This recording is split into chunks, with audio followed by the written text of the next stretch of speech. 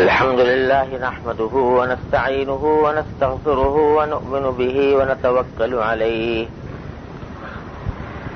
ونعوذ بالله من شرور أنفسنا ومن سيئات أعمالنا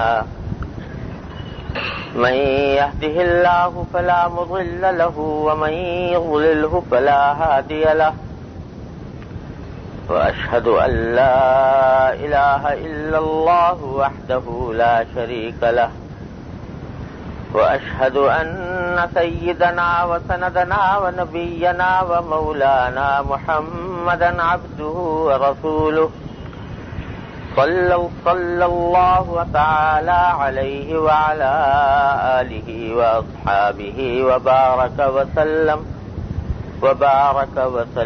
تسليما كثيرا. أما بعد،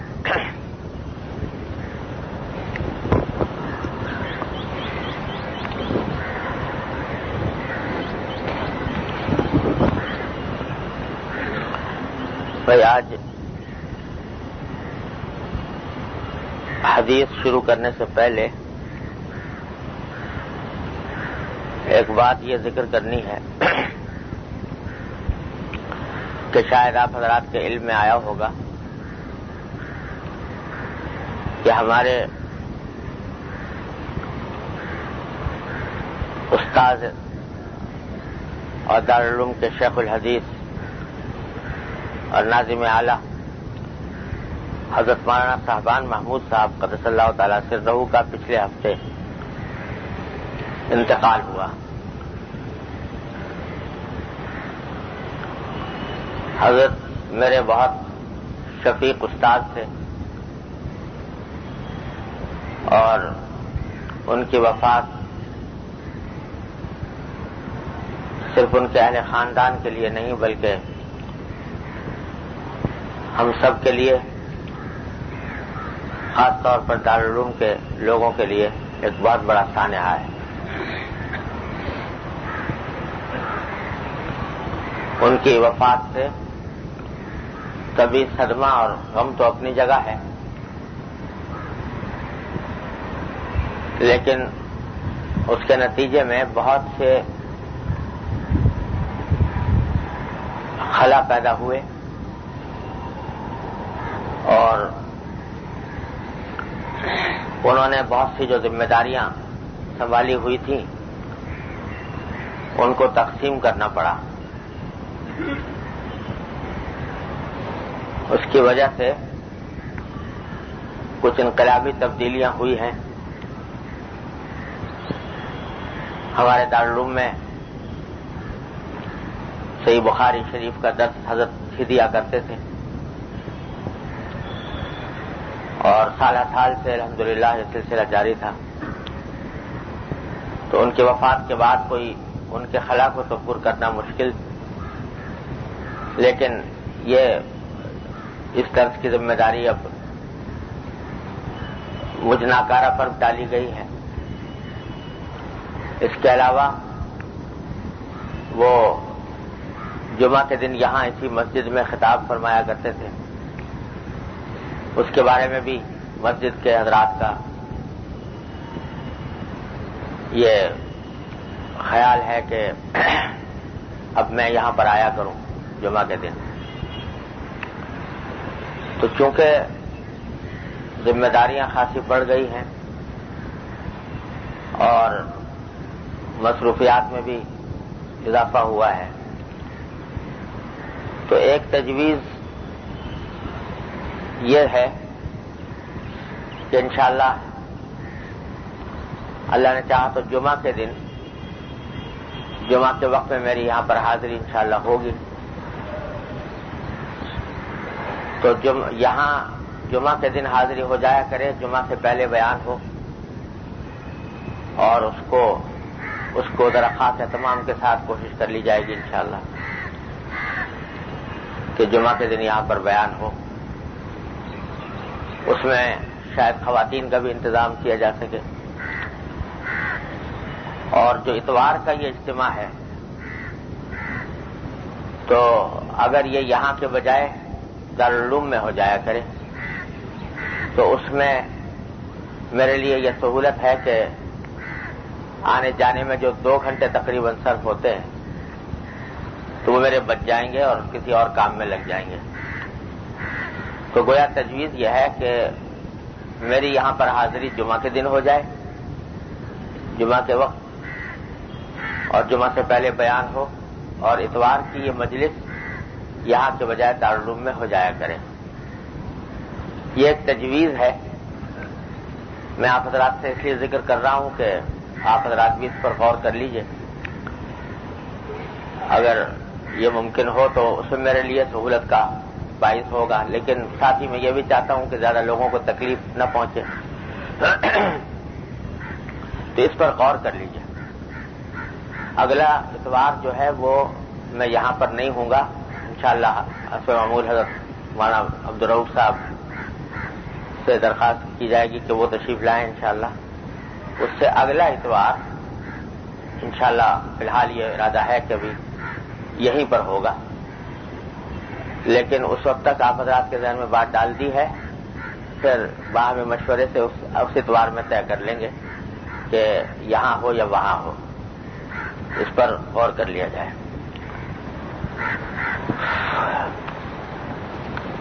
یہ حدیث ہے حضرت ابو ہریرہ رضی اللہ تعالیٰ عنہ کی. وہ فرماتے ہیں کہ سمع اذنای ہاتانی و بصر عینای ہاتانی رسول اللہ صلی اللہ علیہ وسلم اخذ بیدیہ جمیعا بکفی الحسن او الحسین صلوات اللہ علیہما وقدمیہ علی قدم رسول اللہ صلی اللہ علیہ وسلم ورسول اللہ صلی اللہ علیہ وسلم یقول ارقح.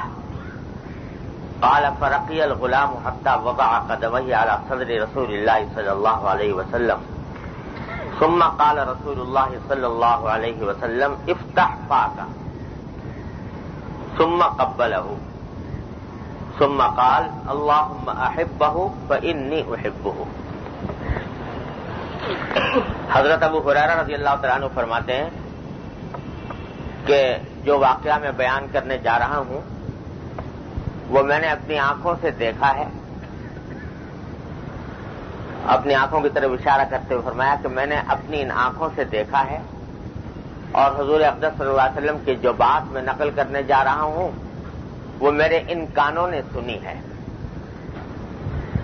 اور فرمایا کہ ایک مرتبہ حضور اقدس صلی اللہ علیہ وسلم نے اپنے نواسے حضرت حسن یا حضرت حسین رضی اللہ تعالی عنہما، یعنی راوی کو شک ہے کہ حضرت ابو ہریرہ نے حضرت حسن کا واقعہ بیان کیا تھا یا حضرت حسین رضی اللہ تعالی عنہ کا واقعہ بیان کیا تھا، کہ ان کے دونوں ہاتھ پکڑے ایسے کر کے، بچے کے ہاتھ پکڑے اور ان کے پاؤں رسول اللہ صلی اللہ علیہ وسلم کے پاؤں پر رکھے ہوئے تھے. ایسے پکڑا کہ جیسے بچے کو اٹھاتے ہیں، اور ان کے پاؤں اپنے مبارک پاؤں پر رکھے ہوئے تھے، اور حضور اقدس صلی اللہ علیہ وسلم ان سے کہہ رہے ہیں چڑھ جاؤ میرے اوپر، چڑھ جاؤ. تو وہ بچہ وہ حضور اقدس صلی اللہ علیہ وسلم کے اوپر چڑھنے لگا. ہاتھ آپ نے پکڑے ہوئے ہیں اور پاؤں نیچے پاؤں پر ہیں، پھر پاؤں سے اوپر کر کے جیسے سیڑھی پر چڑھتے ہیں اس طرح کر کے بچہ چڑھنے لگا، یہاں تک کہ اس نے اپنے پاؤں نبی کریم صلی اللہ علیہ وسلم کے سینہ مبارک پر رکھ دیے.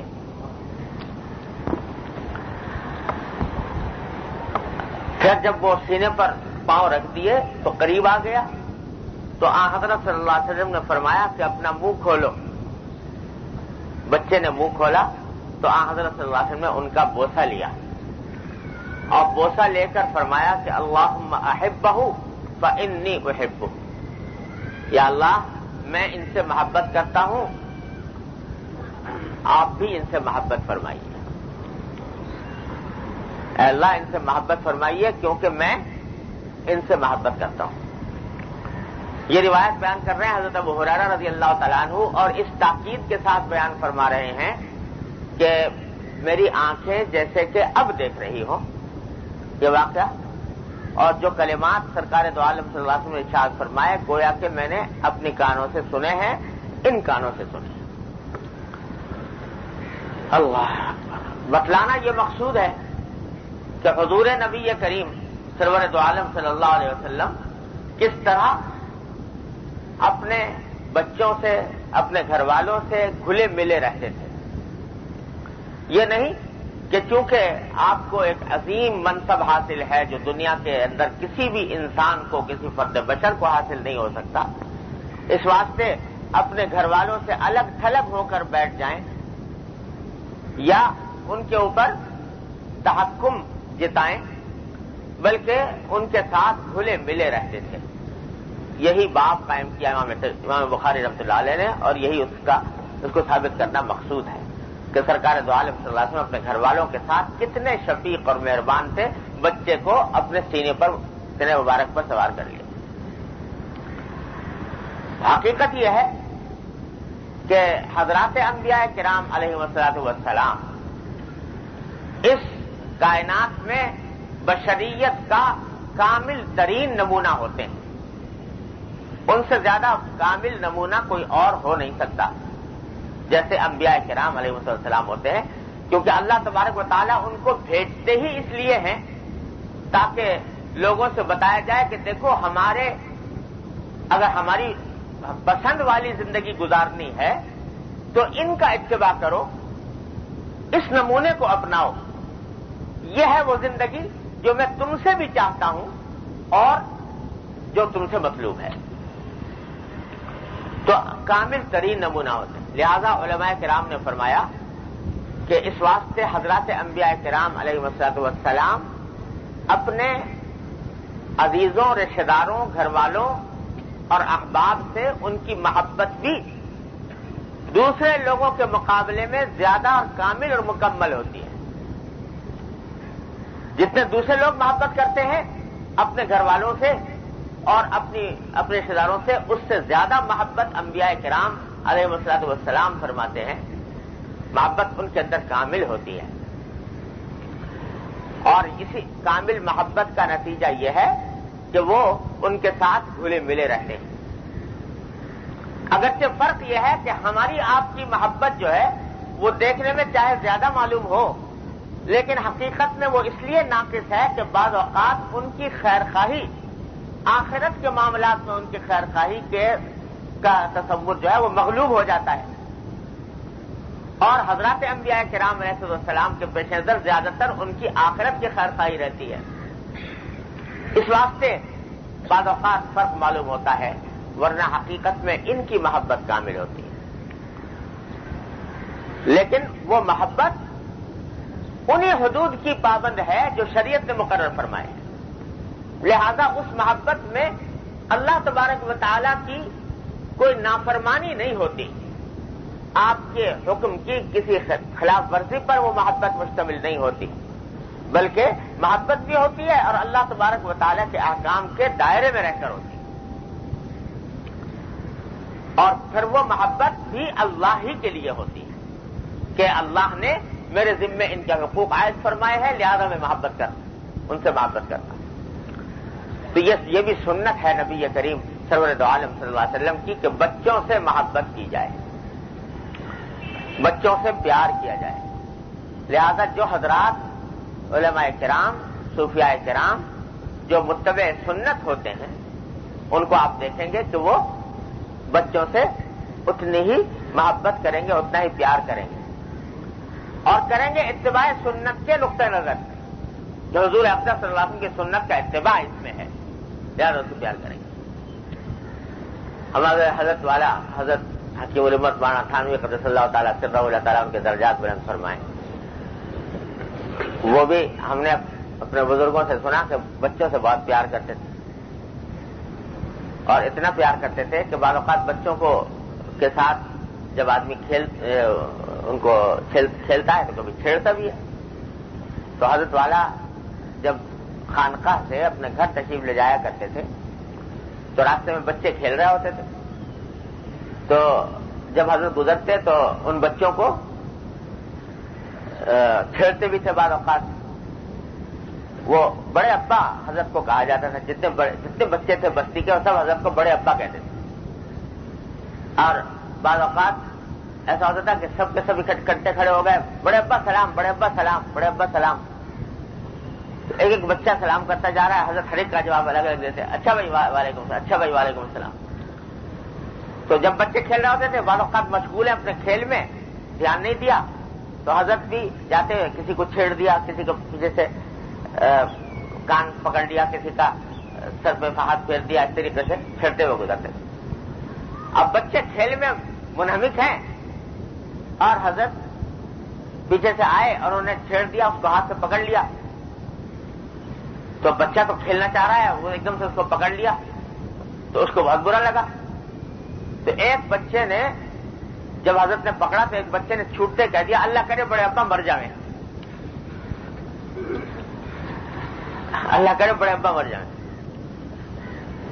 تو خیر حضرت نے پھر ایک خط میں تحریر فرمایا کہ میں ایک دن اس طرح گزر رہا تھا تو ایک بچے نے مجھے یہ کہا کہ اللہ کرے بڑے ابا مر جائیں.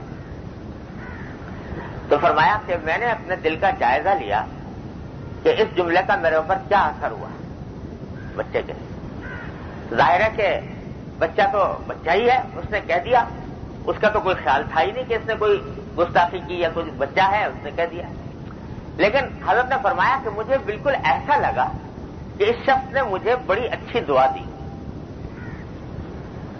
اس کو میں بد دعا تصور نہیں آئے کہ بد دعا دیا، ایسا لگا کہ اس نے بڑی اچھی دعا دی، اس واسطے کہ یہ دعا ایسی تھی جیسے کوئی شخص مسافر ہو، سفر میں گیا ہوا ہو، اور کوئی شخص اس سے یہ کہے کہ اللہ کرے تو اپنے اصل وطن میں پہنچ جائے. تو بتاؤ وہ دعا بد دعا سمجھے گا یا دعا سمجھے گا؟ ظاہر ہے کہ وہ دعا کی بات ہوگی، اس کی عین خواہش ہے کہ اپنے وطن میں پہنچ جائے. تو حقیقت میں ہم لوگ جو یہاں دنیا میں آئے ہوئے ہیں تو وہ تو سفر پر آئے ہوئے ہیں. ہمارا اصل وطن اور اصل منزل تو آخرت ہے، اللہ تبارک و تعالیٰ کے بارگاہ میں پہنچنا ہے. لہذا اگر کوئی شخص یہ کہے تو اس کے معنی یہ ہے کہ یہ ایک طرح سے ہمیں دعا دے رہا ہے کہ ہم اپنے اصل وطن تک پہنچ جائیں. الدنیا سجن المؤمن و جنت الکافر. دنیا مومن کے لیے تو قید خانہ ہے، کافر کے لیے بے شک جنت ہے، لیکن مومن کے لیے تو قید خانہ ہے، اس کا وطن اصلی کہیں اور ہے. تو اس واسطے اس کو تو یہ خواہش ہوتی ہے کہ میں اس وطن اصلی تک پہنچ جاؤں.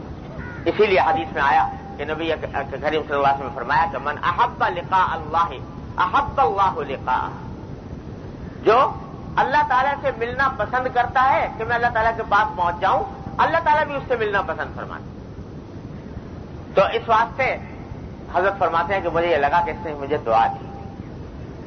تب دیکھو اتنا بڑا حکیم الامت اور اتنا بڑا فقیہ، اتنا بڑا مصلح، اور جب جا رہا ہے تو بچوں کے ساتھ اس طرح چھیڑخانی کر رہا ہے کہ جیسے عام آدمی کیا کرتے ہیں.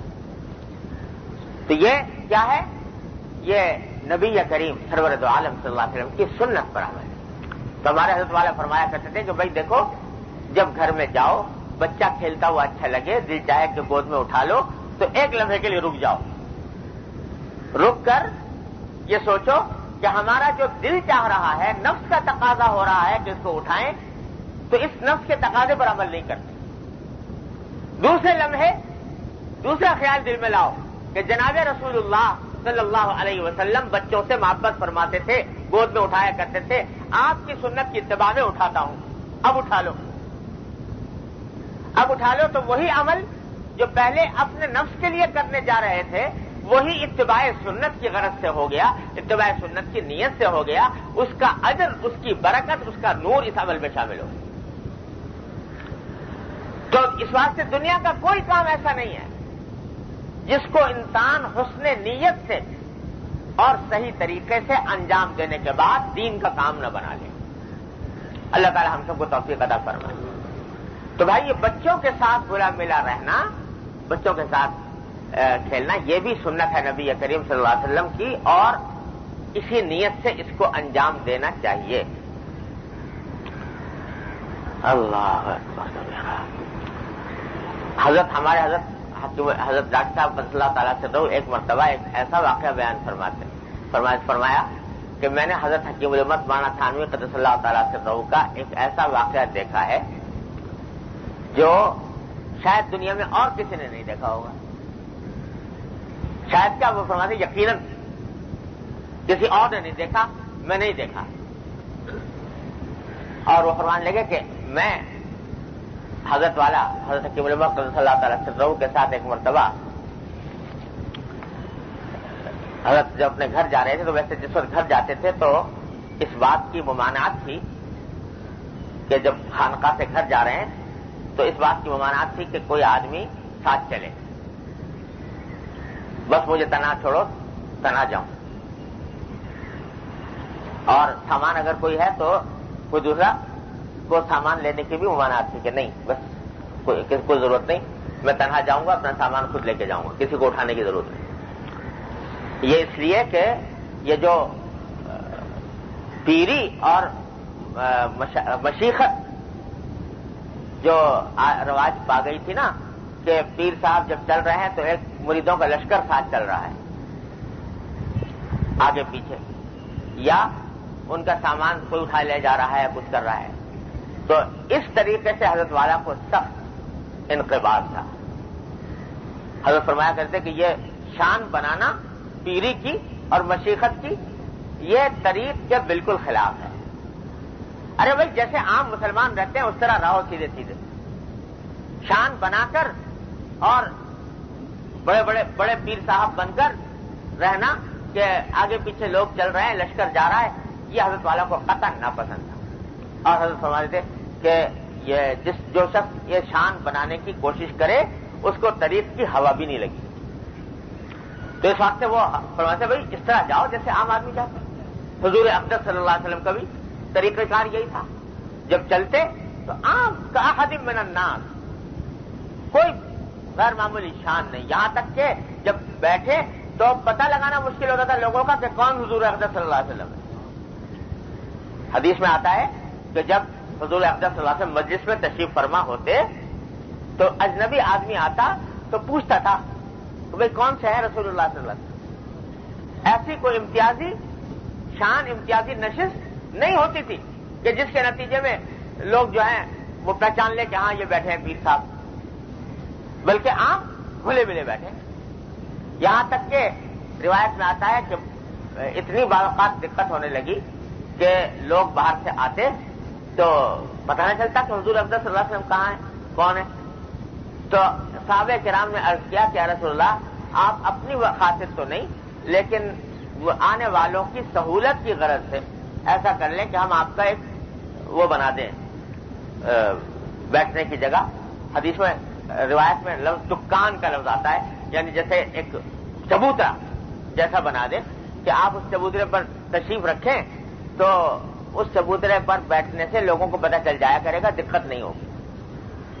تو جب حاضرین زیادہ ہونے لگے اور واقعی دقت پیش آنے لگی تو حضور اقدس صلی اللہ علیہ وسلم نے اس وقت اجازت دی کہ ہاں چلو ایسا بنا دو تاکہ لوگوں کو سہولت ہو جائے. بس اس حد تک، باقی کوئی شان بنانے کا تصور نہیں تھا. تو وہی حضرت حکیم الامت صلی اللہ تعالیٰ سے رو کے ہم بھی تھا کہ کوئی شان. تو عام حکم یہ تھا کہ کوئی ہمارے ساتھ اس طرح نہ چلے جیسے کہ عام طریقہ ہوتا ہے پیروں کا.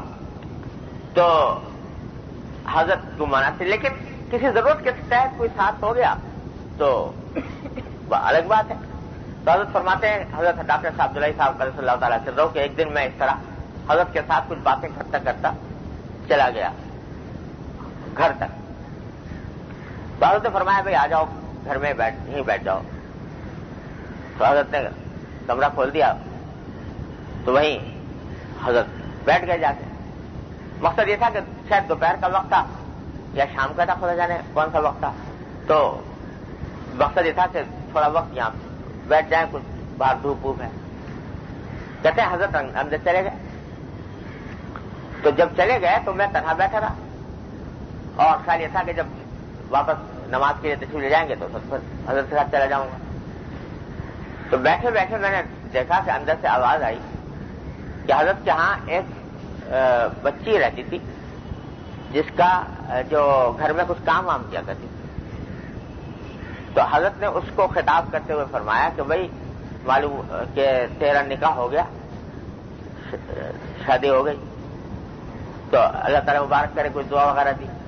اس کے بعد یہ فرمایا کہ بھئی تیرے نکاح میں کچھ وہ دھوم دھڑکا تو ہوا نہیں، تو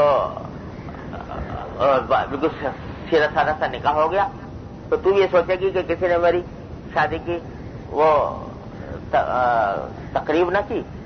تو قریب میں ایک وہ پڑا ہوا تھا، جیسے ڈھکنا ہوتا ہے کسی چیز کا، جیسے دف نہیں ہوتا جھپڑا، تو اس قسم کی ایک چیز پڑی ہوئی تھی.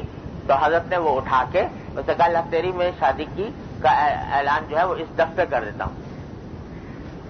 اور کچھ دیر تک حضرت وہ لے کر وہ دف اس کے سامنے بجاتے رہے. تو حضرت فرماتے ہیں ڈاکٹر صاحب کو صلی اللہ تعالی وسلم کہ یہ واقعہ جو ہے ایسا ہے کہ جو میں نے دیکھا کسی اور نے شاید نہیں دیکھا ہوگا. لیکن ساتھ فرمایا کہ یہ کیا بات ہے، اتنا بڑا حکیم الامت، اتنا بڑا مصلح، اور وہ جا کر ایک بچی کی دلداری کی خاطر اور اس سے یہ کہہ رہا ہے کہ تیرا نکاح نہیں ہوا، اور اس طرح اس کا وہ ڈھپڑا اس کا بجا رہا ہے. تو یہ سب حقیقت میں اتباع تھا نبی کریم سرور دو عالم صلی اللہ علیہ وسلم کی سنت، کہ اپنے ہاتھ ساتھ تعلق رکھنے والوں کے دکھ درد میں، ان کے غم خوشی میں اس طرح شریک رہو، اور ان کی دلداری اور ان کی تعلیف قلب اس طرح کرو کہ جس میں اللہ تبارک و تعالیٰ ان کی دلداری کا ثواب عطا فرمائے. ہاں، معصیت سے اور گناہ سے اور نافرمانی سے بچو. تو دلداری کا ہر وہ تقاضا جو معصیت سے خالی ہو، گناہ سے خالی ہو، وہ اللہ تبارک و تعالیٰ کے ہاں پسندیدہ ہے، اور وہ سنت میں داخل ہے نبی کریم صلی اللہ علیہ وسلم. لہذا یہ بچوں کے ساتھ محبت میں بھی یہ نقطہ حضرت والا کا بیان کیا ہوا ہمیشہ یاد رکھنا چاہیے کہ اللہ تعالیٰ توفیق دے کہ اس میں نیت کرو اتباع سنت رسالت مآب صلی اللہ علیہ وسلم. اس حدیث سے آپ یہ بھی دیکھ لیجئے کہ حضور نبی کریم صلی اللہ علیہ وسلم کو حضرت حسن یا حضرت حسین جو بھی صاحبزادے تھے ان سے کتنی محبت تھی کہ آپ نے یہ دعا فرمائی کہ اللہ ان سے آپ محبت کیجئے کیونکہ میں آپ سے محبت کرتا ہوں. لہذا ان حضرات اہل بیت سے محبت کرنا یہ بھی ایمان کا تقاضا ہے، اور جناب رسول اللہ صلی اللہ علیہ وسلم کی محبت کا تقاضا ہے. البتہ محبت ان حضرات اہل بیت کی یہ ہے کہ ان کی تعظیم کی جائے، ان کے لیے دعا کی جائے، اور ان کی سنت کے اوپر عمل کرنے کی فکر کی جائے. نہ یہ کہ جو محبت کے تقاضے آج ان جو نا حقیقت شناس بتا رہے ہیں، جلوس نکالنا اور ماتم کرنا اور شوق منانا، یہ تو وہ چیز ہے کہ جس سے نبی کریم سرور دو عالم صلی اللہ علیہ وسلم نے صراحتاً منع فرمایا. خود حضرت حسین رضی اللہ تعالیٰ عنہ کا خطبہ جو 7ویں محرم کو دیا ہے، وہ تاریخ کی کتابوں کے اندر آیا ہے، اس میں صراحتاً منع فرمایا کہ میری موت پر کوئی شخص گریبان نہ پھاڑے، کوئی ماتم نہ کرے، کوئی اس طرح سوگ نہ منائے. اس کی صراحتاً منعت کی گئی. اب وہ محبت کرنے والے، محبت کے دعوے دار عجیب و غریب ہیں جو خود حضرت حسین رضی اللہ تعالیٰ عنہ کے اس ارشاد اور اس ہدایت کی خلاف ورزی کرتے ہیں.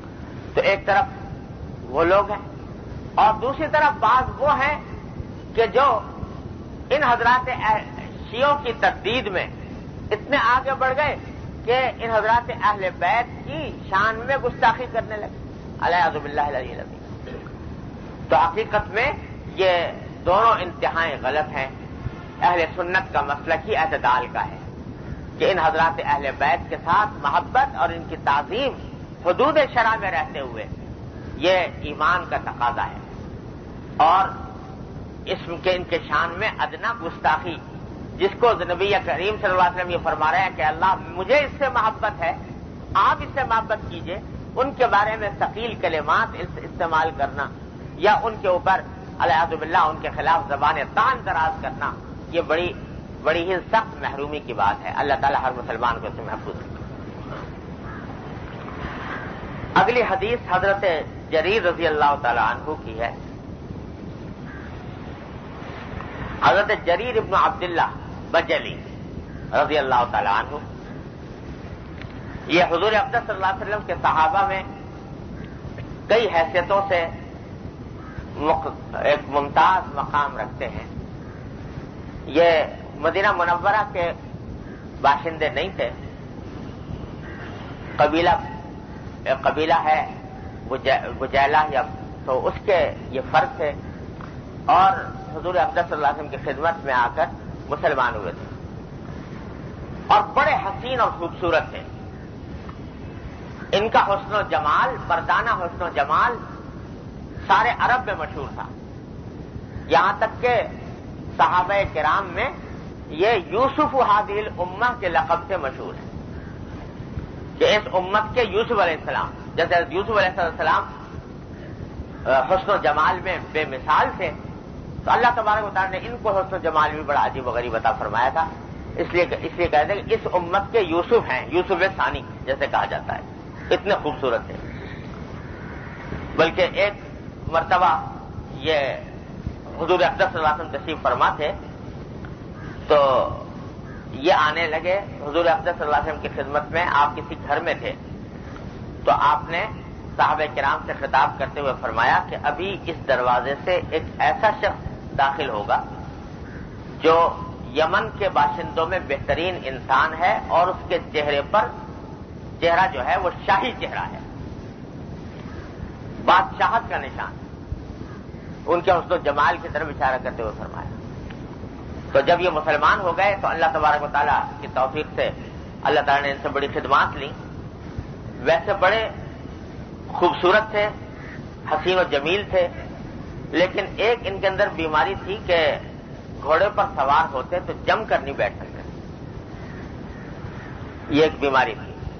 تو جب حضور اقدس صلی اللہ علیہ وسلم کی خدمت میں حاضر ہوئے تو آ کر عرض کیا کہ یا رسول اللہ، مجھ میں یہ بیماری ہے کہ میں گھوڑے پر جم کر نہیں بیٹھ سکتا، گر جاتا ہوں۔ تو حضرت صلی اللہ علیہ وسلم نے ان کے سینے پر ہاتھ مار کر دعا دی، اور اس کی وجہ سے اللہ تبارک و تعالی نے ان کی یہ تکلیف بھی دور فرما دی، اور اس کے بعد پھر یہ بہترین شہ سوار بن گئے۔ تو وہی حضرت جریر رضی اللہ عنہ فرماتے ہیں کہ ما رآنی رسول اللہ صلی اللہ علیہ وسلم منذ اسلمت الا تبسم فی وجہی، جب سے میں اسلام لایا اس وقت سے جب بھی میں حضور اقدس صلی اللہ علیہ وسلم کے سامنے آتا تو آپ ہمیشہ تبسم فرماتے،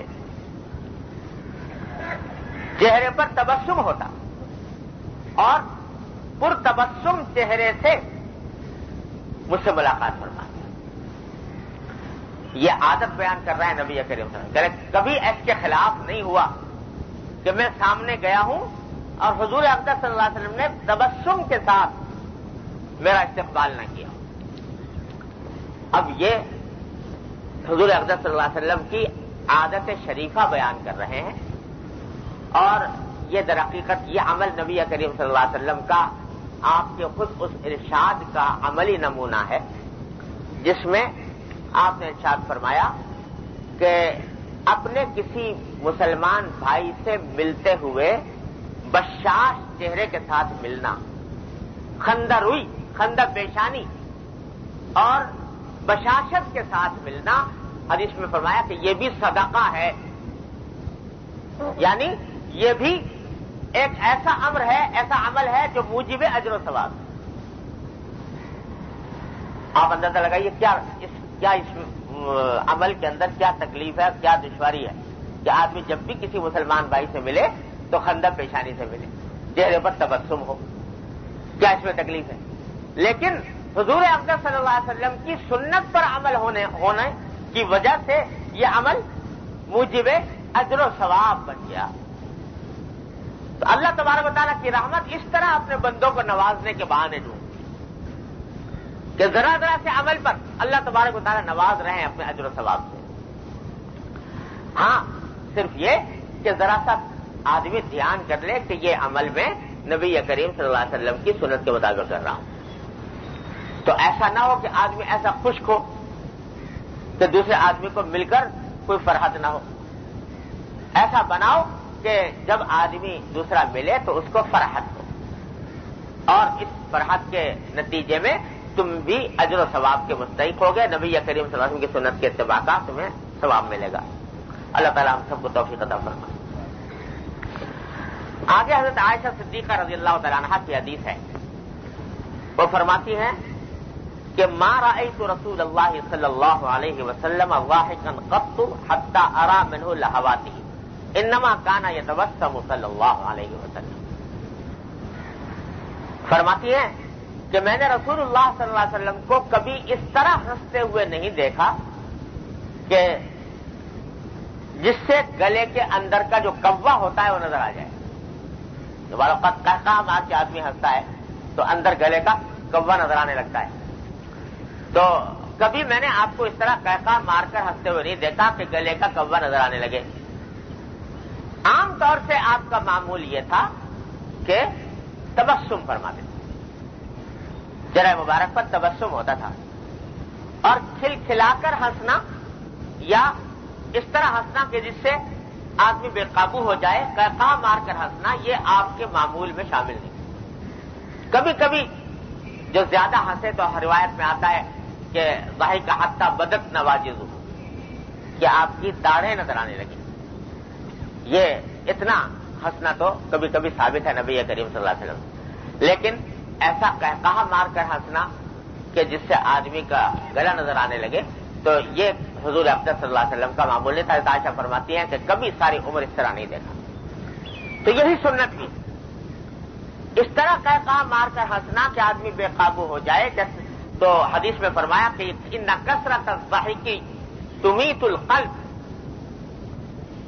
او کما قال صلی اللہ علیہ وسلم، کہ کثرت سے ہنسنا یہ انسان کے دل کو مردہ کر دیتا ہے۔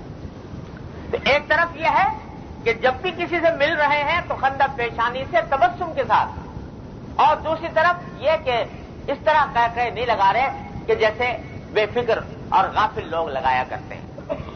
دونوں کے درمیان اعتدال ہے نبی کریم صلی اللہ علیہ وسلم کا طریقہ۔ قالت، اور پھر آگے عائشہ فرماتی ہیں وَكَانَ إِذَا رَأَى غَيْمًا أَوْ رِيحًا عُرِفَ فِي وَجْهِهِ، کہ جب کبھی ہوا تیز چلتی یا بادل گھر کر آتے تو آپ کے چہرہ مبارک پر کچھ تفکر اور پریشانی کے آثار نظر آنے لگتے۔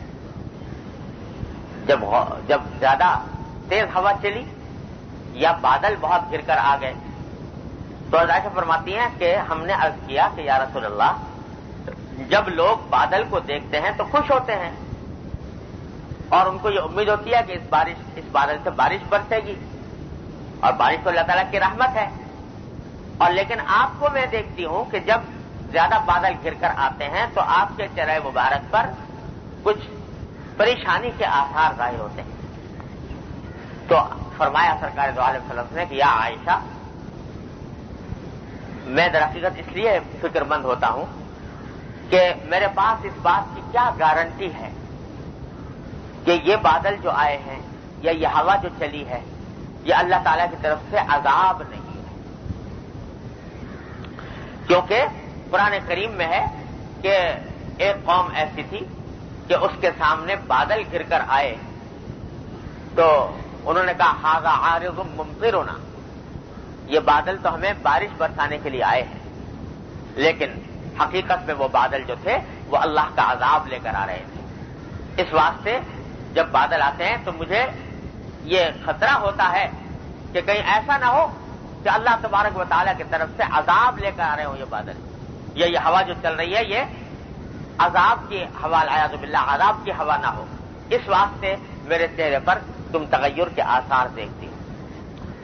اب یہ مقام ہے پیغمبر کی خشیت کا، پیغمبر کی خشیت کا مقام ہے، نبی کریم صلی اللہ علیہ وسلم کی خشیت کا مقام ہے کہ جس چیز کو لوگ خوشی کی چیز سمجھ رہے ہیں اس کے اوپر بھی اس بات کا دھڑکا لگا ہوا ہے کہ کہیں ایسا نہ ہو کہ اللہ تبارک و تعالیٰ کی طرف سے عذاب کا پیغام آیا ہو۔ جو شخص اللہ تبارک و تعالیٰ کے جتنا قریب ہوتا ہے اتنا ہی اللہ تبارک و تعالیٰ کی خشیت اور عظمت اس کے دل میں زیادہ ہوتی ہے۔ انما یخشی اللہ من عبادہ العلماء، جتنی معرفت اللہ تبارک و تعالیٰ کی زیادہ ہوگی اتنی ہی خشیت بھی زیادہ ہوگی. یہ علم کی نشانی ہے, یہ معرفت کی نشانی ہے کہ اللہ تبارک و تعالیٰ کی خشیت بڑی ہوئی ہو.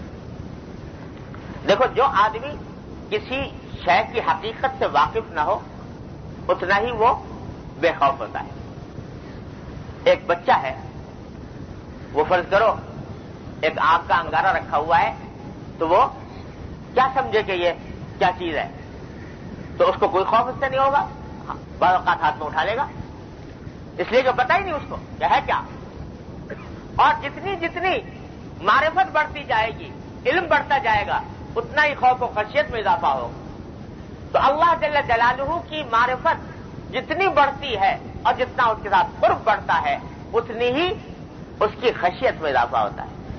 تو ظاہر ہے کہ نبی کریم سرور دو عالم صلی اللہ علیہ وسلم سے زیادہ اللہ تبارک و تعالیٰ کے قریب اس کائنات میں کوئی نہیں ہوتا. اس واسطے قرب کے مقام کے اعتبار سے خشیت بھی اتنی زیادہ ہے. وجہ اس کی یہ ہے کہ ہم اور آپ تو العیاذ باللہ غفلت کے عالم میں زندگی گزار رہے ہیں. نہ اپنے اعمال کی برائیوں کی صحیح برائی کی مقدار کا اندازہ ہے کہ ہم کس بدعملی میں ہیں, اس کی شناخت کا بھی اندازہ نہیں, اور نہ اللہ جل جلالہ کی عظمت کا کم حق کو اندازہ ہے. اس واسطے بے فکر ہے. لیکن جس ذات پر وحی نازل ہو رہی ہے اور جو دیکھ رہے ہیں کہ ہمارے اعمال اللہ تبارک و تعالیٰ کی بارگاہ کے مقابلے میں کتنے بے حقیقت ہیں اور یہ کس طرح عذاب کے مستحق ہیں, تو وہ اللہ تبارک و تعالیٰ کی عظمت کو سامنے رکھتے ہوئے ہر وقت اس بات کا دھڑکا لگا ہوا ہے کہ کہیں ایسا نہ ہو کہ عذاب نازل ہو جائے اللہ تبارک و تعالیٰ. حضور اقدس صلی اللہ علیہ وسلم ایک مرتبہ بھوک کا عالم تھا, تو ایک صحابی نے دعوت یہ کی کہ حضرت آپ ہمارے باغ میں تشریف لے آئیے. باغ میں تشریف لے گئے تو وہاں انہوں نے کچھ کھجوریں حضور اقدس صلی اللہ علیہ وسلم کی خدمت میں پیش کی, اور گرمی کا موسم تھا, ٹھنڈا پانی پیش کیا, کچھ بکری کا گوشت بھی. تو یہ سب ایک دم سے بھوک کے عالم میں یہ چیز نصیب ہوئی. تو آپ نے اس وقت تمام جو ساتھی موجود تھے ان کے سے خطاب کرتے ہوئے فرمایا کہ دیکھو, قرآن کریم نے یہ فرمایا ہے سورہ تکاثر میں کہ لَتُسْأَلُنَّ يَوْمَئِذٍ عَنِ النَّعِيمِ, کہ اس دن جب اللہ تبارک و تعالیٰ کے سامنے پیش ہوگے تو جو نعمتیں تمہیں ملی ہیں اس دنیا میں ان نعمتوں کے بارے میں سوال ہوگا کہ یہ نعمتیں, ان نعمتوں کا تم نے کیا شکر کیا اور ان نعمتوں کا کیا حق ادا کیا, اس کا سوال ہوگا. تو یہ جو آج نعمت ہمیں ملی ہے کہ کھجوریں اور ٹھنڈا پانی اور سایہ, یہ بھی وہ نعمت ہے جس کا آخرت میں جا کر سوال ہوگا. تو ہر نعمت کے حصول پر یہ استحضار پیدا ہو رہا ہے کہ یہ نعمت اللہ تعالیٰ کی ہے, ہم نے اس کا کیا شکر ادا کیا. کیونکہ ہر وقت فکر لگی ہوئی ہے اللہ تبارک و تعالیٰ کے سامنے جانے کی. تو باوجود ہے کہ آپ کو یہ اعلان ہو چکا کہ قد غفر لک اللہ ما تقدم من ذنبک وما تأخر, اگلے پچھلے گناہ سب معاف. اول تو گناہ ہے ہی نہیں, لیکن اگر کوئی چھوٹی موٹی غلطی ہوئی بھی ہو تو سب معاف. یہ اعلان سن چکے, اس کے باوجود دھڑکا لگا ہوا ہے عظمت کی وجہ سے, اللہ تبارک و تعالیٰ کی عظمت کی وجہ سے کہ جا کے میں کھڑا ہوں گا کیسے ہوں. دیکھو, ایک تو ہوتا ہے خوف عذاب کا, یعنی جہنم کا, دوزخ کا, العیاذ باللہ, اللہ تعالیٰ ہر مسلمان کو محفوظ رکھے, وہ تو ہے ہی خوف. لیکن جو مقربان بارگاہ الہی ہیں ان کو خوف عذاب سے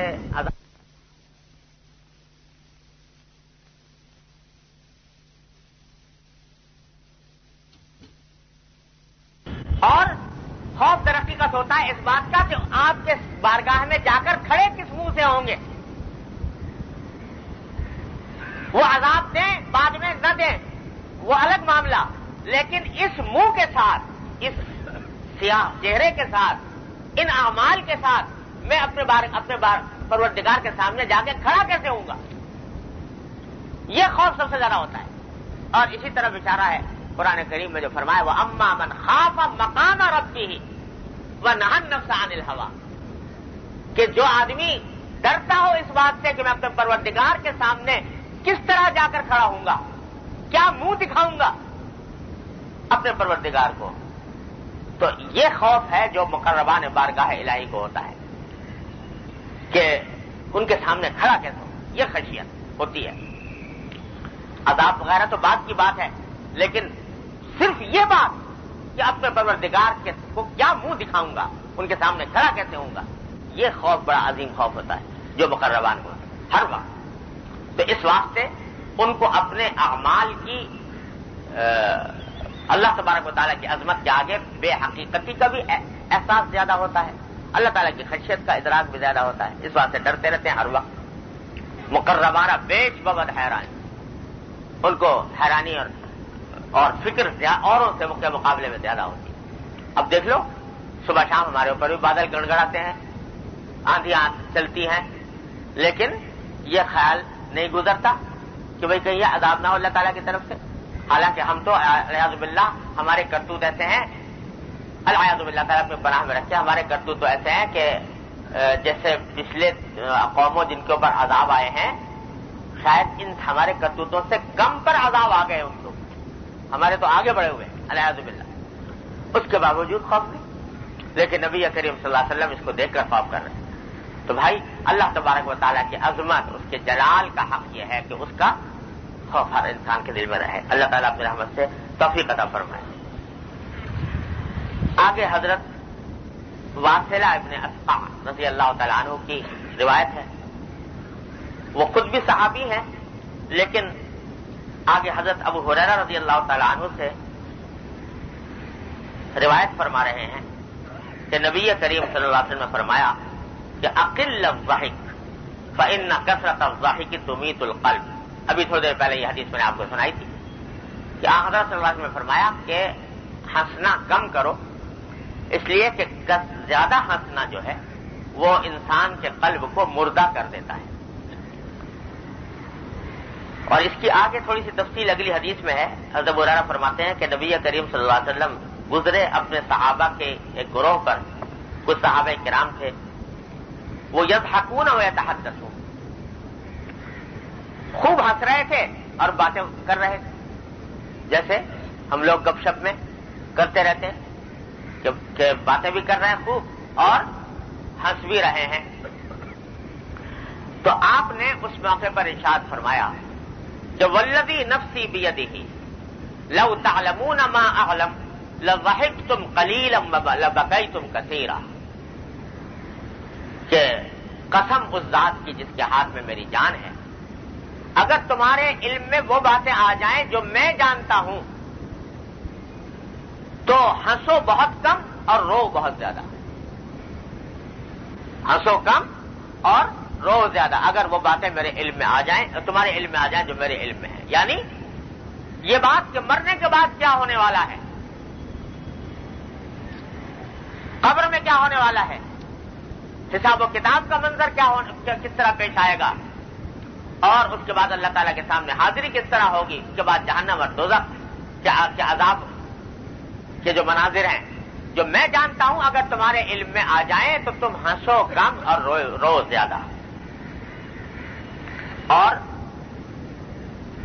یہ بات ارشاد فرمائی. اور آگے کی بات سننے کی ہے کہ فرمایا ثم انصرف وابكى القوم، یہ کہہ کر آپ تشریف لے گئے. اور حضرات صحابہ کرام کہاں تھے؟ حضور اقدس صلی اللہ علیہ وسلم ایک جملہ فرما کر تشریف لے گئے، ہنس رہے تھے، باتیں کر رہے تھے، ہنسنے بولنے کے دوران آپ نے ایک جملہ ارشاد فرما دیا کہ بھئی اگر تمہیں پتا ہو تو تم ہنسو کم اور رو زیادہ. تو صحابہ کرام ہم جیسے تو تھے نہیں کہ کتنی باتیں کہتے رہو کوئی اثر نہ ہو. صحابہ کرام کے لیے تو سرکار دو عالم صلی اللہ علیہ وسلم کا ایک جملہ بھی کافی تھا، ایک فقرہ بھی کافی تھا.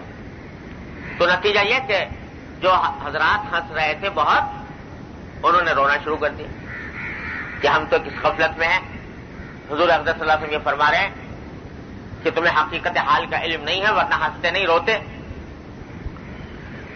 تو جب لوگ رونے لگے تو آپ نے اللہ تبارک و تعالی نے وحی فرمائی سرکار دو عالم صلی اللہ علیہ وسلم. وحی فرمائی. کیا وحی فرمائی؟ فرمایا کہ یا محمد لما تقنط عبادی. حضور اقدس صلی اللہ علیہ وسلم سے خطاب کر کے اللہ تعالیٰ نے فرمایا کہ اے محمد صلی اللہ علیہ وسلم میرے بندوں کو کیوں مایوس کرتے ہو؟ لما تقنط عبادی،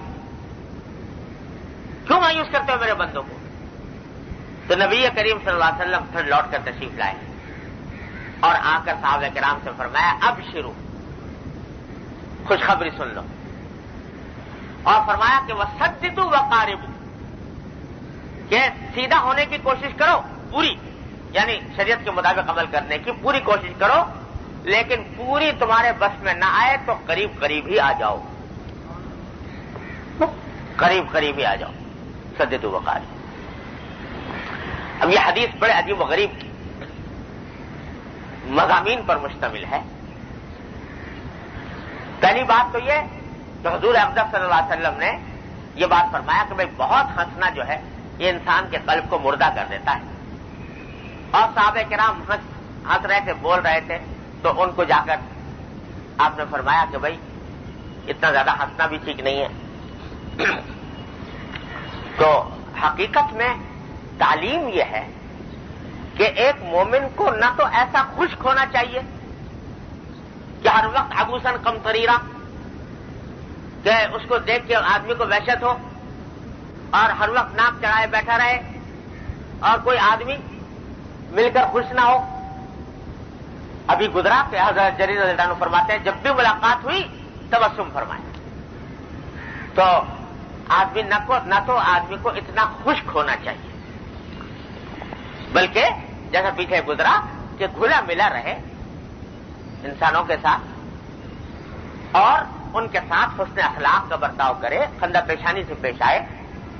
اور کبھی کبھی ہنسی مذاق میں بھی کوئی مذاق نہیں. خود حضور اقدس صلی اللہ علیہ وسلم سے مذاق کرنا ثابت ہے. بہت سے واقعات پہلے گزر چکے ہیں کہ حضور اقدس صلی اللہ علیہ وسلم نے خود اپنے صحابہ کے ساتھ خوش طبعی کا معاملہ فرمایا. تو ایک طرف تو یہ ہے، لیکن دوسری طرف یہ ہے کہ مومن کے لیے یہ بھی پسندیدہ نہیں ہے کہ ہر وقت ایک مسخرہ بنا رہے کہ صبح شام اور کوئی دندہ نہیں ہے، ہنسی رہا ہے بس، اور ہر وقت دل لگی کر رہا ہے، ہر وقت مذاق کر رہا ہے. کیونکہ یہ ہر وقت کا مذاق اور ہر وقت کا بے تحاشا ہنسنا یہ جو ہے یہ علامت ہے بے فکری اور غفلت. جس آدمی کو فکر ہوتی ہے تو آخرت کی، اس کو وہ ہر وقت اس طرح نہیں ہنسا کرتا بے فکری کے ساتھ. اس وقت اعتدال بتلایا نبی کریم صلی اللہ علیہ وسلم نے کہ نہ بالکل خشک ہو کر رہو اور نہ مسخرے بن کر رہو، درمیانہ رہو کہ آدمی خوش اخلاق بھی ہو، خوش طبع بھی ہو، لیکن ساتھ ساتھ وہ خوش طبعی انسان میں غفلت پیدا نہ کرے. اصل چیز یہ ہے جو میں نے ابھی جملہ منہ سے نکلا کہ خوش طبعی انسان کے اندر غفلت اور بے فکری پیدا نہ کرے. اصل چیز یہ ہے. اور جو اللہ کے بندے ہوتے ہیں وہ دونوں چیزوں کو اس طرح جمع کرتے ہیں اور جمع ہو جاتی ہیں کہ بظاہر دیکھنے میں ہنس رہے ہیں لیکن تعلق اللہ تبارک و تعالیٰ کے ساتھ جڑا ہوا ہے، اور وہ ہنسنا اللہ تعالیٰ کے ساتھ تعلق میں مانع اور رکاوٹ نہیں ہو رہا، دونوں کام ساتھ چل رہے ہیں. حضرت محمد ابن سیرین رحمۃ اللہ علیہ، اللہ تعالیٰ ان کے درجات بلند فرمائے، مشہور تابعین میں سے ہیں. ان کے ایک شاگرد کہتے ہیں، یعنی یہ ان بزرگوں میں سے ہیں، محمد ابن سیرین رحمۃ اللہ علیہ ان بزرگوں میں سے ہیں جن کے بارے میں یہ بات مشہور تھی کہ بڑے ظریف بزرگ تھے. ظریف کے معنی یہ کہ مذاق کرنے والے. تو ان کی مجلس جو ہے وہ بیٹھ کر جب لوگوں کے ساتھ بیٹھتے تو مذاق کیا کرتے تھے ان سے اور خوش طبعی کی باتیں کیا کرتے تھے. تو ان کی محفل میں اکثر و بیشتر لوگ ہنسا کرتے تھے. جیسے بعض لوگوں کی طبیعت ہوتی ہے نا کہ جس سے بھی ملاقات ہوئی تو اپنا کوئی جملہ ایسا کہہ دیا کہ جو ہنسی کا باعث ہو گیا. تو اس طرح ان کا مشہور تھا یہ بات کہ یہ کثرت سے لوگ اپنے ساتھیوں سے مذاق کرتے ہیں. لیکن ان کے ایک شاگرد کہتے ہیں کہ کننا نسمع ضحکہ بالنہار وبکاءہ باللیل، کہ دن کے وقت میں تو ہم ان کی ہنسنے کی آواز سنا کرتے تھے اور رات کے وقت میں ان کے رونے کی آواز سنا کرتے تھے.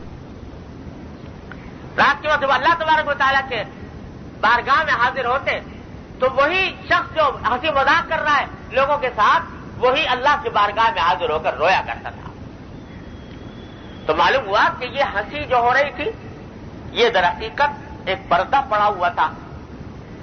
حقیقت میں دل جڑا ہوا ہے اللہ جل جلالہ کے ساتھ. آخرت کی فکر اپنی جگہ بدرجہ اتم موجود ہے. اس کے بعد پھر لوگوں کے ساتھ لوگوں کو خوش کرنے کے لیے یہ بات بھی ہو رہی ہے. کتنے اولیاء اللہ ہیں جن کے بارے میں یہ بات مشہور ہے. ہمارے حضرت حافظ دامن شہید رحمۃ اللہ علیہ اقطاب ثلاثہ جو تھانہ بھون کے تھے ان میں سے ایک حضرت حافظ دامن شہید رحمۃ اللہ علیہ تھے. بڑے درجے کے اولیاء اللہ ہیں، بڑے درجے کے اولیاء اللہ.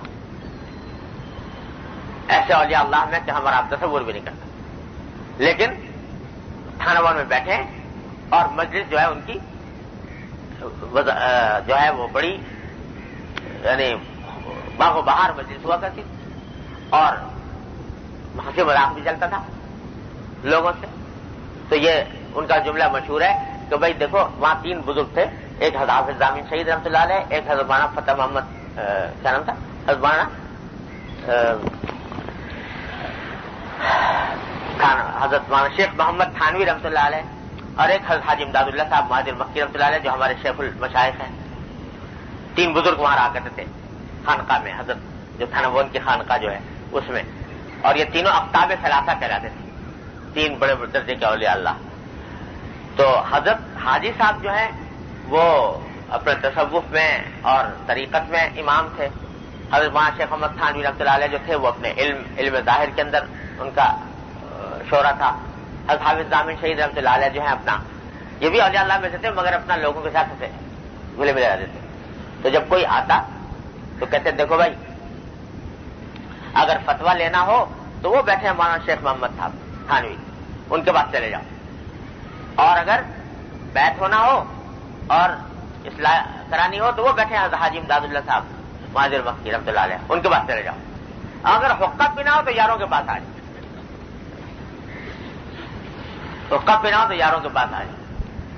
تو یہ بات کہتے تھے. اب اس ہنسی مذاق کے اندر اپنی جو مقام تھا ولایت کا اس کو چھپائے بیٹھے تھے. اور حضرت بعض حضرات کا یہ مکاشفہ ہے کہ تکوینی اعتبار سے اللہ تبارک و تعالی نے جو یہ سن 1857 میں جو جنگ آزادی ہوئی تو اسی میں شہید بھی ہوئے حضرت حافظ دامن شہید، اسی میں جہاد کرتے ہوئے شہید ہوئے. تو کہتے ہیں یہ جو سارا ہنگامہ تھا اللہ تعالیٰ نے اس دولہا کی بارات سجانے کے لیے کیا تھا تکوینی طور پر. اور اللہ تعالیٰ نے خوشطبع ایسا بنایا، ظریف بنایا تھا. تو ظرافت تھی لیکن ظرافت کے ساتھ غفلت نہیں تھی. تعلق اللہ تبارک و تعالیٰ کے ساتھ جڑا ہوا تھا. ہر آن ہر لمحے اللہ تبارک و تعالیٰ کی حضوری میسر تھی. اس کے ساتھ یہ بھی ہو رہا تھا. اصل چیز یہ ہے. میرے والد ماجد قدس اللہ تعالیٰ سے فرماتے ہیں کہ ایک مرتبہ میں امرتسر گیا. حضرت مفتی محمد حسن صاحب رحمۃ اللہ علیہ امرتسر میں قیام فرماتے تھے تو ان سے ملاقات کے لیے وہاں پر حاضر ہوئے. تو وہاں حضرت خواجہ عزیز الحسن صاحب مجذوب رحمۃ اللہ علیہ جو حضرت کے اکابر خلفاء میں سے تھے وہ بھی تشریف رکھتے تھے، آئے ہوئے تھے وہ بھی. اور خواجہ صاحب شاعر آدمی تھے.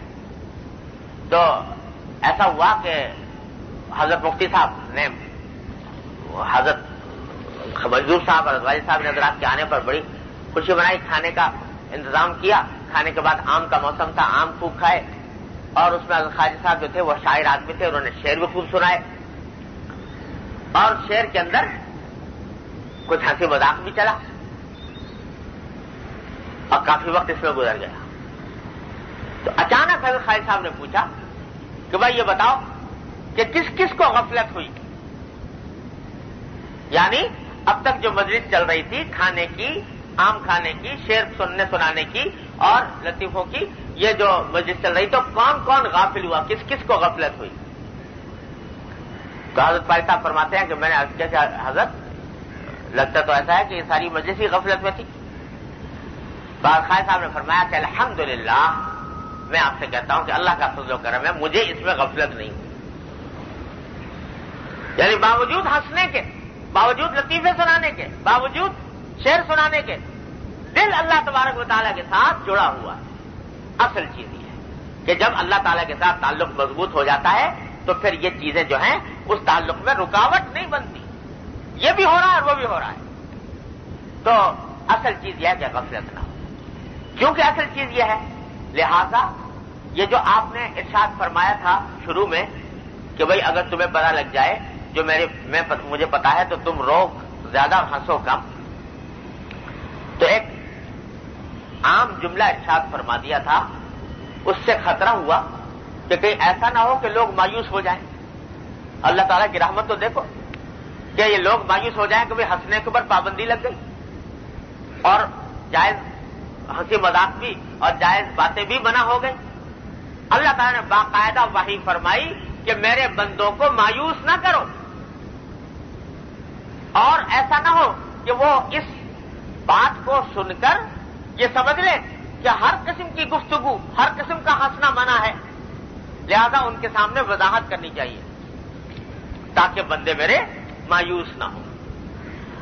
اشارہ اس طرف کر دیا کہ اصل چیز یہ ہے کہ کوئی مجلس اور کوئی گفتگو کسی گناہ پر مشتمل نہ ہو، اللہ تبارک و تعالیٰ کے حکم کی نافرمانی پر مشتمل نہ ہو، اور وہ اللہ کے حکم کی نافرمانی پر منتج نہ ہو، اس کے نتیجے میں نافرمانی نہ ہو اللہ تعالیٰ کی، تو جائز ہے تمہارے لیے. باقی زیادہ انہماک کرنے سے اندیشہ ہے کہ زیادہ انہماک کرو گے تو گناہ میں مبتلا ہو جاؤ گے. لہذا اعتدال کے ساتھ اگر کرو تو کوئی ممانعت نہیں. تو آ کے بس سرکار دو عالم صلی اللہ علیہ وسلم نے اس تاثر کا ازالہ بھی فرما دیا اللہ تعالیٰ کے حکم کے مطابق. فرمایا کہ اب خوش ہو جاؤ. میرا مقصد یہ نہیں تھا کہ بھائی ہنسنا بالکل ہی منع ہے یا گفتگو منع ہے یا خوش طبعی منع ہے، نہیں. یہ ہے کہ سیدھے ہو جاؤ. سددو، سیدھے ہونے کا معنی کیا ہے کہ اللہ تبارک و تعالیٰ نے جو طریقہ زندگی گزارنے کا بتایا ہے اس کے مطابق اپنی زندگی کو بناؤ، اور اس طریقے کے اوپر پورے اگر تمہارے بس میں نہ ہو تو کم از کم اتنا تو کرو کہ قریب آ جاؤ. سددو وقاربو، قریب آ جاؤ. یعنی کوشش کر کے جو مطلوب درجہ ہے اس مطلوب درجے کے جتنا قریب ہو سکو ہو جاؤ. اور یہ جو کوشش ہے نا، یہ جو طریقت اور تصوف کے ذریعے، سلوک کے ذریعے جو کوشش ہوتی ہے وہ یہی قاربو پر کی کوشش ہے کہ آدمی کوشش کرتا ہے کہ جتنا میں قریب پہنچ جاؤں مطلوب درجے کے اتنا ہی اچھا ہے. اس کے لیے کوشش. سلوک کے کیا معنی؟ سلوک کے معنی چلنا، راستے پر چلنا. منزل ہے دور اور آدمی اس منزل کی طرف چل رہا ہے تو ہر قدم اس کو اس منزل سے قریب کر رہا ہے. تو سلوک کے معنی یہی ہے کہ اس مطلوب درجے کے قریب ہوتا جا رہا ہے. تو فرمایا کہ مایوس نہ ہو. اگر فرض کرو ابھی تمہیں ایک دم سے ایک رات میں ایک دن میں پوری منزل حاصل نہیں ہوئی تو مایوسی نہ ہونی چاہیے، بلکہ چلتے رہو، قدم بڑھاتے رہو، اپنے آپ کو قریب کرتے رہو. ایک دن انشاءاللہ منزل تک پہنچ ہی جاؤ گے اللہ کے رحمت. جو آدمی کوشش کرتا رہے، قدم بڑھاتا رہے تو اللہ تبارک و تعالیٰ اس کو پہنچا ہی دیتے ہیں. لہذا فرمایا سددو وقاربو، قریب پہنچنے کی کوشش کرو. اور قریب پہنچنے کا راستہ آسان جو خلاصہ ہے وہ پہلے بھی کئی مرتبہ عرض کر چکا ہوں. ہمارے بزرگوں نے جو فرمایا کہ بھائی اپنی طرف سے پوری کوشش کرو، اس کوشش میں کہیں کوتاہی نہ ہو کہ شریعت کے جتنے احکام ہیں سنت کے مطابق ادا ہوں. اس کی پوری کوشش کرو. جہاں کہیں کوتاہی ہو جائے فوراً استغفار کرو. فوراً استغفار کرو اور توبہ کرو، پھر تجدید کرو عزم کی، اور پھر مزید کوشش میں لگ جاؤ. نہ مایوس ہو کر بیٹھو اور نہ غافل ہو کر بیٹھو، نہ غفلت ہو نہ مایوسی ہو. بس یہ دو لفظ ہیں، ان کے اوپر عمل کر لو. تو بات تو یہ ہے کہ یہ شیطان سے اور نفس سے لڑائی ہے، اور اس لڑائی میں عمر بھر یہ ہوگا کہ کبھی تم نے اس کو زیر کر لیا، کبھی وہ تمہیں زیر کر گیا. لیکن جب تم اگر ڈٹے رہے کہ نہیں ہار نہیں مانوں گا، اگر تو نے مجھے ایک مرتبہ زیر کیا تو اگلی مرتبہ میں تجھے زیر کروں گا اور ہار نہیں مانوں گا، لگا رہوں گا، تو ایک وقت ایسا آتا ہے کہ اللہ تبارک و تعالیٰ اس پر مستقل غلبہ عطا فرما دیتے ہیں، مستقل غلبہ عطا فرما دیتے ہیں. اب پھر وہ اتنا کمزور پڑ جاتا ہے، سست پڑ جاتا ہے کہ اس کے بعد وہ کبھی حاوی نہیں ہوتا. اور یہی مقام ہے جو اولیاء اللہ کو نصیب ہوتا ہے. تو آدمی لگا رہے، کوشش میں لگا رہے، کوشش کا دامن نہ چھوڑے، امید کا دامن نہ چھوڑے. دو چیزیں، دونوں باتیں ایک ساتھ ہونی چاہیے. اگر کوشش چھوڑ دی تو اس کے معنی غفلت میں مبتلا ہو گئے، پھر کامیابی نہیں.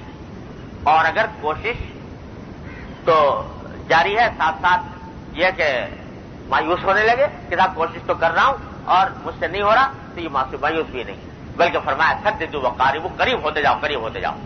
قریب ہوتے جاؤ گے تو ایک دن تمہیں گود میں اٹھا ہی لیں گے اللہ میاں انشاءاللہ تعالی. ہمارے حضرت فرمایا گئے تھے ایک دن انشاءاللہ اللہ میاں گود میں اٹھا لیں گے. تو الذین جاہدوا فینا لنہدینہم سبلنا. تو اس واسطے اللہ تبارک و تعالیٰ اپنی رحمت سے یہ فکر ہمیں عطا فرمائے کہ یہ فکر ہر وقت لگی رہے کہ آگے بڑھو. دعا کرو اللہم اجعل یومنا خیرا من امسنا وغدنا خیرا من یومنا، جیسے حدیث میں فرمایا کہ اللہ ہمارا آج کا دن گزشتہ کل سے بہتر ہو اور ہمارے آنے والا دن آج کے دن سے بہتر ہو. یعنی ترقی ہوتی چلی جائے اطاعت میں اور اتباع سنت میں. یہ کوشش میں لگا رہے، اللہ تعالیٰ انشاءاللہ پہنچا دیتے ہیں. نہ مایوس ہو نہ غافل ہو. اللہ تعالیٰ اپنی رحمت سے مجھے آپ کو سب کو ان ارشادات پر عمل کرنے کی توفیق عطا فرمائے. جمعے کا ٹائم ہی بتا دیں گے. جی جمعے کا واحد جمعہ انشاءاللہ جمعہ کے یہاں وقت تو آج کل ابھی تک 1:15 شروع ہوتا ہے اور 1:45 تقریر ختم ہوتی ہے. وہ آئندہ 1 بجے کرنے کا ارادہ ہے انشاءاللہ. لیکن جیسا میں نے عرض کیا کہ اگلا اتوار میں یہاں نہیں ہوں گا، تو آج انشاءاللہ حضرت مولانا عبدالرؤوف صاحب تشریف رکھتے ہیں. جی آئندہ اتوار کو آپ ہوں گے انشاءاللہ حضرت مولانا عبدالرؤوف صاحب انشاءاللہ تشریف لائیں گے، اور اس سے اگلا اتوار بھی انشاءاللہ یہاں ہوگا. لیکن میں نے آپ حضرات سے گزارش کی ہے اس پر غور کر کے پھر اس اتوار کو فیصلہ کریں گے کہ آئندہ اتوار یہاں ہوا کرے یا دارالعلوم میں، اور جمعہ انشاءاللہ اللہ کی رحمت سے امید ہے کہ یہاں پر ہوا کرے گا. دعا فرما لیں. اللہم صلی علی سیدنا مولانا محمد وعلی آل محمد کما صلیت علی ابراہیم وعلی آل ابراہیم انک حمید مجید. ربنا ظلمنا انفسنا وان لم تغفر لنا وترحمنا لنكونن من الخاسرین. ربنا آتنا فی الدنیا حسنۃ وفی الآخرۃ حسنۃ وقنا عذاب النار. ربنا افرغ علينا صبرا وثبت اقدامنا وانصرنا على القوم الكافرين. اللهم لا تدع لنا ذنبا الا غفرته ولا هما الا فرجته ولا دينا الا قضيته ولا حاجة من حوائج الدنيا والآخرة الا قضيتها ويسرتها يا ارحم الراحمين. یا ارحم الراحمین اپنے فضل و کرم کی رحمت سے ہمارے تمام گناہوں کو معاف فرما. یا اللہ ہمارے تمام گناہوں کو، چھوٹے بڑے گناہوں کو، اگلے پچھلے گناہوں کو معاف فرما. یا اللہ اپنی رحمت سے ہمیں گناہوں سے بچنے کی توفیق عطا فرما. یا اللہ ہم بے ہمت ہے ہمت عطا فرما، بے حوصلہ ہے حوصلہ عطا فرما. یا اللہ اپنی شریعت پر عمل کرنے کی توفیق عطا فرما، اتباع سنت کی توفیق کامل و راسخ عطا فرما. یا اللہ ہر طرح کے گناہوں سے، منکرات سے، معصیتوں سے ہمارے گھر والوں، متعلقین، احباب سب کی حفاظت فرما. یا اللہ ہر طرح کے حادثات اور صالحات سے ہماری حفاظت فرما. یا اللہ تمام حاضرین اور حاضرات کو ان کے تمام جائز مقاصد میں کامیابی عطا فرما. یا اللہ سب کی پریشانیوں کو دور فرما، سب کی مشکلات کو آسان فرما. یا اللہ ہم میں ہمارے متعلقین میں جو لوگ بیمار ہیں انہیں صحت و عافیت کاملہ عاجلہ مستمرہ عطا فرما. ایک صاحب نے درخواست کی ہے کہ فرحان صاحب بیمار ہیں، ان کی صحت کے لیے دعا کی درخواست کی ہے. یا اللہ اپنی رحمت سے ان کو صحت و عافیت کامل عطا فرما. یا اللہ اپنی رحمت سے ان کو صحت و عافیت کامل عطا فرما. یا اللہ اپنی رحمت سے ان کو صحت و عافیت کامل عطا فرما. بسم اللہ الرحمن